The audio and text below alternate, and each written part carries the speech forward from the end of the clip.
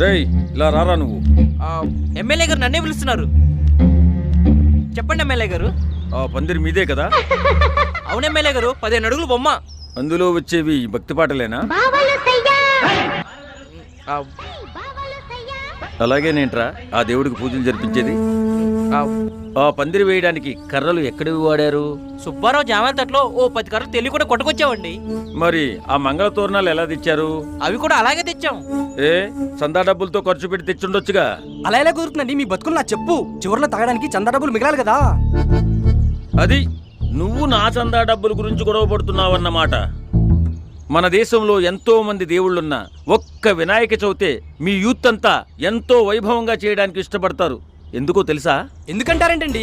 నా చెప్పు. ఈ పండుగలైతే డీజే పెట్టచ్చు, తాగొచ్చు, గులాములతో డప్పు కొడుతూ చిందు కూడా వేయచ్చు. మంచి హంగామా ఉంటుంది కదా. అదే భక్తి భజనలతో పూజలు చేస్తూ